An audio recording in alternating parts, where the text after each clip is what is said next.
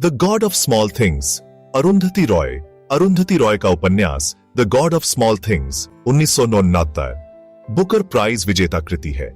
यह कहानी केरल के आयमेनम नामक गांव में रहने वाले सीरियन क्रिश्चियन परिवार के जीवन और उनकी जटिलताओं को चित्रित करती है। कहानी का केंद्र जुड़वां भाई बहन एस्था और राहेल है।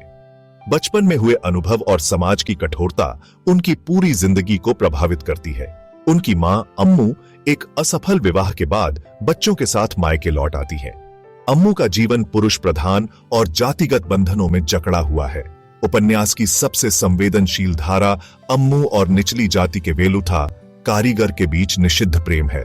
यह प्रेम सामाजिक परंपराओं को चुनौती देता है और अंततः त्रासदी का कारण बनता है। परिवार के मुखिया और समाज की व्यवस्था इस रिश्ते को स्वीकार नहीं करते।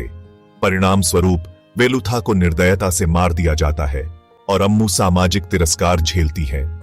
बचपन में एस्था और राहेल इस अन्याय और हिंसा के गवाह बनते हैं। समाज द्वारा बड़े नियम, जाति, धर्म, राजनीति और पितृसत्ता उनके जीवन पर गहरी चोट करते हैं।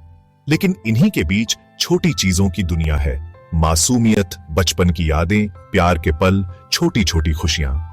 यही छोटी चीजें बच्चों और पाठकों दोनों को जीवन का अर्थ दिखाती है। कहानी केवल व्यक्तिगत त्रासदी नहीं है, बल्कि भारतीय समाज की गहराई में बसी असमानता, जातिगत भेदभाव और नैतिक पाखंड का भी आईना है।